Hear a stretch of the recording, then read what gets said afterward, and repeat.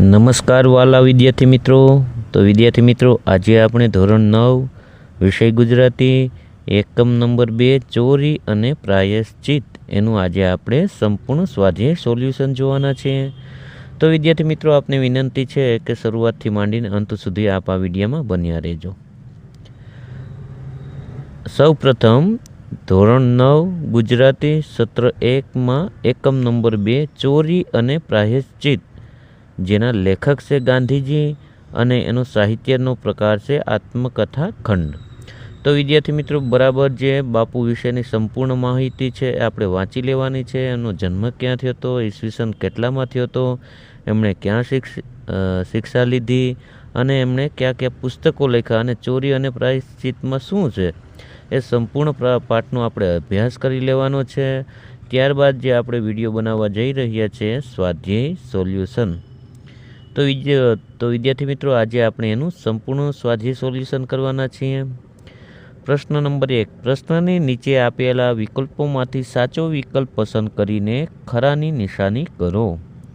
તો બાલ દોસ્તો, આપને શું કીધું છે કે જે નીચે જે એક પ્રશ્ન આપેલો છે અને એના વિકલ્પો છે, એમાં સાચો વિકલ્પ છે એની સામે આપણે ખરાની નિશાની કરવાની છે.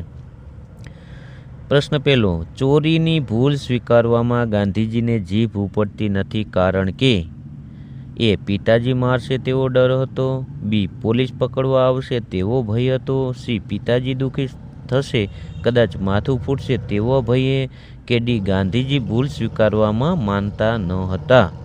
તો વિદ્યાર્થી મિત્રો, એનો જવાબ આવે છે સી. પિતાજી દુઃખી થશે કદાચ માથું ફૂટશે તેવા ભયે. તો વિદ્યાર્થી મિત્રો, આપ એને ટીક માર્ક કરી દેવાનું છે, આપણી પાઠ્યપુસ્તકમાં લખેલું જ છે. બીજો પ્રશ્ન, સોનાના કડામાંથી 1 તોલા સોનું કાપીને વેચવાની ઘટનાની ગાંધીજી ઉપર શી અસર થઈ? એ. કરજ ભરાતા મન શાંત થયું, ઘરમાંથી સોનું ગયાનો અફસોસ થયો, કે સી. ચોરી કરવાની વાત ગાંધીજી માટે અસહ્ય થઈ પડી, કે ડી. ભાઈ પ્રત્યે લાગણી જન્મી. તો એનો વિદ્યાર્થી મિત્રો જવાબ આવે છે, બીજા પ્રશ્નોનો જવાબ આવે છે સી. ચોરી કરવાની વાત ગાંધીજી માટે અસહ્ય થઈ પડી. ચોથો પ્રશ્ન છે, બીડી પીવાની કુટેવમાંથી બીજી કઈ કુટેવ આવી? એ. ધુમાડો કાઢવાની, બી. નોકરના પૈસા ચોરવાની, સી. વડીલોના દેખતા બીડી પીવાની, કે ડી. ધતુરાના ડોડવા ખાવાની. તો એનો વિદ્યાર્થી મિત્રો જવાબ આવે છે બી. આપણે ટીક માર્ક કરી દેવાનો છે, ખરાની નિશાની કરી દેવાની છે. ત્યારબાદ મુખ્ય પ્રશ્ન બીજો, નીચેના પ્રશ્નોના 2-3 વાક્યોમાં ઉત્તર લખો. તો વિદ્યાર્થી મિત્રો, આપણે શું કીધું અહીં કે 2-3 વાક્યમાં આપણે વિદ્યાર્થીને જે પ્રશ્ન છે અને ન્યાય આપવાનો છે, એટલે કે એનો ઉત્તર જવાબ આપણે આપવાનો થાય. તો એનો પ્રશ્ન પહેલો છે કે ગાંધીજીએ ચિઠ્ઠીમાં શું લખ્યું હતું? ઉત્તર, ગાંધીજીએ ચિઠ્ઠીમાં પોતાના માંસાહારી ભાઈને દેવું થયું હતું, આથી ભાઈના સોનાના કડામાંથી નાનો ટુકડો કાપી દેવું ચૂકવવામાં ગાંધીજીએ ભાઈને સાથ આપ્યો.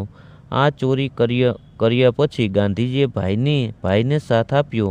આ ચોરી કર્યા પછી ગાંધીજીને થયું અને પિતાજીને ચિઠ્ઠીમાં આ ચોરી કર્યાની તેમણે નિખાલસ કબૂલાત કરી. પ્રશ્ન નંબર 3 મુખ્ય, નીચેના પ્રશ્નોના 7-8 લીટીમાં ઉત્તર લખો.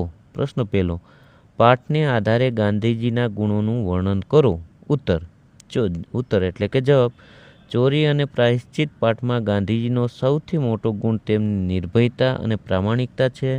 તેમને બીડી પીવાની તડપ માટે ચોરી કરવાની ટેવ પડી તેનો તેમણે એકરાર કરે છે. તેમનું વ્યસન છૂટે એમ નહોતું અને વડીલોની આજ્ઞા વગર કંઈ થઈ શકે તેમ ન હતું. માટે તેમને આપઘાતની ઈચ્છા થઈ, પણ આપઘાત કરવો સહેલો નથી, તેથી તે વિચાર પડતો મૂક્યો. ભાઈનું કરજ ચૂકવવા ભાઈના કડામાંથી એક નાનો સોનાનો ટુકડો કાપી કરજ ચૂકવવા ભાઈને સાથ આપ્યો. આવી અનેક બાબતો હતી જે દોષ કબૂલવા પ્રાયશ્ચિત કરવાની ઈચ્છા દર્શાવે છે. આ પ્રસંગો ગાંધીજીનો સત્યનો આગ્રહ, અહિંસાની ભાવના અને નિર્ભયતા ઉપરાંત પ્રામાણિકતા સૂચવે છે. પ્રશ્ન બીજો, ગાંધીજીના અંતરમાં થતા મનોમંથનનું વર્ણન કરો. ઉત્તર, ગાંધીજીને બીડી પીવાની ઈચ્છા થઈ તે પૂરી ન થતાં ચોરી કરી અને અંતે આપઘાત કરવાનું મન થયું. આ 3 ઘટના બાદ વિચારોનું મંથન શરૂ થાય છે કે આપઘાત માટે ઝેર કોણ લાવી આપે? જેથી મૃત્યુ ન થાય તો મરીને શો લાભ? આવા પ્રશ્નો મૂંઝવે છે. અંતે રામજી મંદિર જઈને મન શાંત કરવું અને આપઘાતનું ભૂલી જવું, આવી અનેક ઘટના ઘટે છે. ઉપરાંત ભાઈનું કરજ ચૂકવવા માટે સોનાના કડામાંથી નાનો ટુકડો કાપી કરજ ચૂકવવા ભાઈને સાથ આપે છે. એ વાત કરવા જતાં પિતાજી દુઃખી થશે, કદાચ માથું ફૂટશે તો આવા વિચારો ઉઠ્યા, પણ અંતે દોષ કબૂલ્યા વિના શુદ્ધિ નહીં થાય એવો નિર્ણય કર્યો. આ નિર્ણય પાછળ ગાંધીજીની સત્ય ભાવના તથા નિખાલસતાથી એકરાર કરવાની વૃત્તિ જણાઈ આવે છે. તો વિદ્યાર્થી મિત્રો, આ તો આજનો વિડીયો. આ વિડીયો આપને કેવો લાગ્યો? જો વિદ્યાર્થી મિત્રો આ વિડીયો આપને પસંદ આવ્યો હોય તો વિડીયોને એક લાઇક કરી દો, સુંદર મજાનું કમેન્ટ કરી દો. અને હા વિદ્યાર્થી મિત્રો, હજી પણ તમે મારી યુટ્યુબ ચેનલ સુરેશ સાહેબ નામની ચેનલને સબસ્ક્રાઈબ ન કરી હોય તો પ્લીઝ એકવાર જરૂર સબસ્ક્રાઈબ કરી દેજો. કેમ કે વિદ્યાર્થી મિત્રો, હવેથી આ ચેનલ ઉપર હું ધોરણ 4થી માંડીને ધોરણ 12 સુધીના ભાષાના તમામ વિડીયો મૂકું છું. ચાહે ગુજરાતી હો, હિન્દી હો, સંસ્કૃત હો, એનો કોઈ પાઠની સમજૂતી હોય, કવિતાની સમજૂતી હોય કે સ્વાધ્યાયના પ્રશ્નોના ઉત્તર હોય, અભ્યાસના પ્રશ્નોના ઉત્તર હોય કે સ્વઅધ્યયન પોથી સોલ્યુશન, એ બધું હું આ વિડીયોમાં આવા વિડીયો બનાવીને મૂકું છું. તો મહેરબાની કરીને જરૂર વિદ્યાર્થી મિત્રો મને સબસ્ક્રાઈબ કરી દેજો. તો બાય બાય દોસ્તો, મળીએ આગલા વિડીયોમાં. નમસ્કાર.